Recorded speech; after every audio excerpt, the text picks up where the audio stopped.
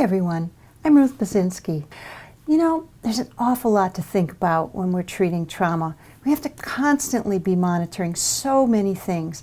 The ego strength of the patient and the variety of symptoms that they might be experiencing and their potential for suicide and their interactions with their family.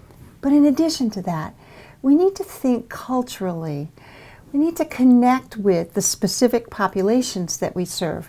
And you know, we all know that, but it's hard to do when the patient comes from a world that's totally different than ours.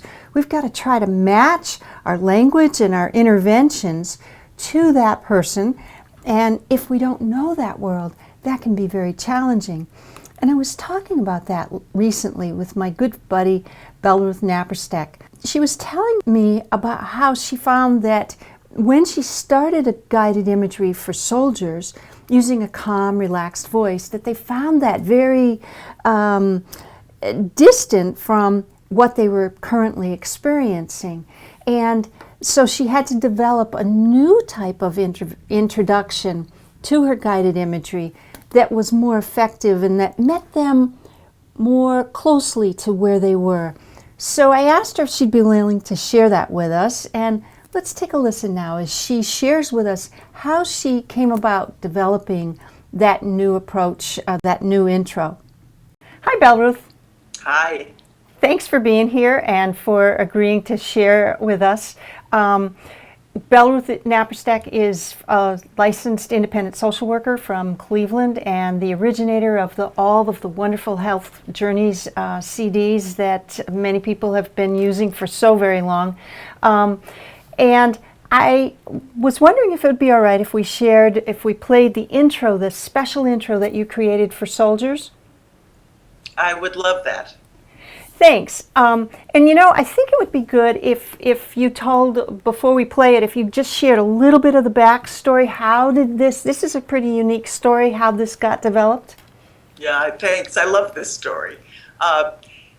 Basically, there was a retired sergeant at Fort Sill, Oklahoma, who 2 years prior to this had experienced a lot of post-traumatic stress, depression, isolating, substance abuse, walking in the woods with his weapon, wondering if he should end it all, about 2 years ago as a result of some of his experiences in the Gulf War. So Dave took himself to behavioral health to get some help, where he met a very young and somewhat inexperienced psychologist who was a little startled and frightened by his intensity, which is something to behold. I mean, I'm sure before he ever had post-traumatic stress, he was this very intense, fast-talking, deep-staring type A guy. But he was a bit much for her. So she basically said to him, I want you to settle down before we can talk. So why don't you go in this relaxation room and listen to a CD? So it was a little bit like being given a timeout as a bad kid, kind of. But he went, he really wanted some help. So he went and they put him in a lounge chair, gave him a headset, gave him goggles over his eyes, and basically said to him, now listen to this and relax. So they play this tape, this CD, and he's so wound up. And this meditation is starting at such a soothing, relaxed point. He can't connect with it. It's just too much of a reach. So, and it's making him irritated. In fact, it's infuriating him. So he finally, after a few seconds, rips the headset off, goes storming out of the relaxation room, and basically says to this psychotherapist, don't ever give me crap like this to listen to again. And he stormed out of there. So, you know how hard it is for somebody to get there in the first place. It's a real shame to have them storm out like that. So he jokingly referred to himself as a behavioral health failure.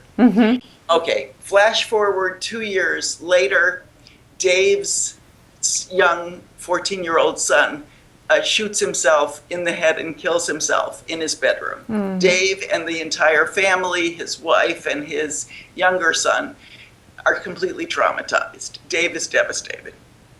At around this time, a physician from the Army comes to Fort Sill to set up a patient-centered medical home clinic. His son had also committed suicide, so he was immediately introduced to Dave to help Dave with his grief. He ended up staying at Dave's house. They had a lot of great conversations, and in the midst of their conversation, the first evening, George, the doc, says to Dave, listen, I was introduced to this guided imagery. It's really helped me and my wife, Pam, with our grief. I think you should listen to it too. So Dave says, sure, pop it in the CD player. I'll do anything you suggest. So George pops it into the CD player, and lo and behold, what is it but the same stuff he had been given to listen to 2 years earlier. And he goes ballistic, as is his wont. And Dave says, I hate that woman. Don't make me listen to that junk. Anyway, did not say junk. So George says to Dave, listen, just stay with this. It will help you if you can just let it reach you. It's going to take some acclimation, so listen with me. So Dave does. And eventually, on like the second go-round, he really gets into it and finds it's helpful. So it ends up that he and his family listen to this thing together after dinner every night. Mm-hmm. And it's their way of dealing with their family grief. Okay, so somewhere in here, Dave says to George, somebody should talk to that lady, that nice lady on the tape, sarcasm, and tell her that you're not going to reach a lot of soldiers like me with a voice and a music just starting off like that. You got to start with where we are, and we are not there. So George says, call her. Why don't you call her and tell her? So he does. He calls me. I get a call out of the blue saying, I got some ideas for you, Belleruth. I got some ideas for you. And he did. He had the best conversation. And he pulled together a focus group of dozens of soldiers, got a ton of feedback. They all listened. They made suggestions. And Dave wound up writing this introduction and speaking it. So the voice you hear is my favorite Type A soldier, retired from Fort Sill. Well, thank you. So let's play the CD now. We'll play just a portion of the intro that Dave prepared before the guided imagery starts. Oh, and can I say one thing about Sure. it? Most therapists hear this beginning and they think, how could this is stressful. Mm-hmm. Soldiers who hear this drill every morning of their life find it very soothing. So go figure. Mm-hmm. Yeah, it's almost a culture clash. We come from a different world, and they come from, a very intense world, and so I can imagine it is. Okay, let's roll the tape. Company, attention! Extend the left, march! Arms downward, poo! Left, peace! Extend left, march! Arms downward, move! Right, face! Even numbers, one step to the left, uncover! At ease! Soldiers, this is a fitness session for your mind. And hey, for you civilians in the back, you first responders, law enforcement, paramedics, hey, this is for you too. This is guided imagery. You may think that this guided imagery stuff was developed from some quack that had never lived a hungry day in their lives, another part of some tree-hugging society crap they came up with in some shrink tank. Well, hell, I beg to differ. I've been using this stuff for a while now, and it may seem all touchy-feely, and that may be true. But if you can use this to add to your toolbox, let's get it on. For those of you that are too tough and hardcore for this, you just suck it up and drive on. It ain't like everybody's sitting around lollygagging, watching you, or even giving a crap what you're up to. Most of you can benefit from this because you make your own choices. I know that you're used to being told all the 5 W's, who, what, when, where, and why, but this is different. You set your own pace. Don't be thinking about anybody but yourself. Now, I ain't talking about being selfish or dishing the buddy system. I'm talking about when Miss Belleruth starts talking about your happy place, don't envision me and you sitting next to each other in those odorless shitters in the National Training Center. In all seriousness, I had a chance to learn from this several years ago.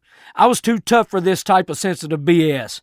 Well, after my 14-year-old son decided that he would take his life, and his primary reason that his dad was a hard ass, I started looking at myself. Well, now there you have the truth from an old soldier that has walked the walk and talked the talk. I've been to combat and let those memories haunt me for a long time. I've dealt with my own suicidal ideations. I've jumped out of perfectly good airplanes when it was cold enough to freeze the oil in your car. Hell, I've had more damn blisters on my back and feet from humping a rucksack, you'd think I had leprosy. I hid what I had to keep being a professional soldier. It was part of our unwritten professional code to hide all our personal feelings and emotions. You do not have to go down that road any longer than you choose to. This old first sergeant has lived the hurt for sure. I was the guy with a pistol in his mouth thinking I would have an honorable death like some damn samurai.